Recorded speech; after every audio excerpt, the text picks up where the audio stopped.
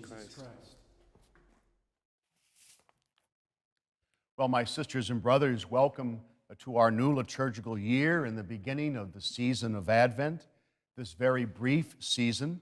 It's meant to wake us up, and despite the earlier and earlier reminders of Christmas already happening, Advent is about refocusing our attention on the here and the nowness of the presence of Christ. We are great planners. We plan and get ready, but when the time comes to enjoy what we planned, we tend to move on to the next thing very quickly. That is the temptation during the season of Advent. That is why we have to be motivated so we can see that Advent can do something for us. However, today's gospel may not seem to be a very motivating message. In fact, it may startle us. Jesus speaks about signs of destruction and tribulations, the problems that befall us when we cave in to the very real problems of worry and anxiety. But he also speaks about being vigilant, being awake. And that is what Advent is really meant to be. We may look at Advent as not really having a crescendo. We know what's going to happen at the end. Christmas will come. It is like being asked to plan for our own surprise party.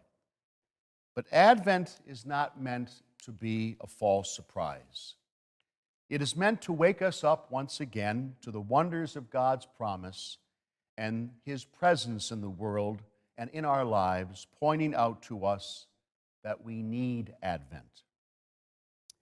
There was a motivational speaker by the name of Zig Ziglar, and he was a born-again Christian, lived down south. He was a successful motivator for 40 years. He wrote over 40 books, spoke to thousands of people, and one of his sayings was, "You get everything in life you want when you help other people get what they want."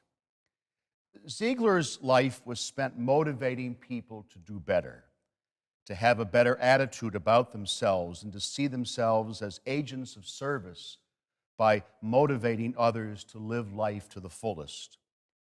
One of Zig Ziglar's quotes made me think about his motivational approach to Advent. He said, "People often say motivation doesn't last, but neither does bathing. That's why we recommend it daily." Even though we know what is going to happen in Advent and have celebrated countless Advents in our life, we need it. Just like a daily bath, we need Advent, and it needs to last in order for us to come to Christmas with deep faith in a spirit of hope.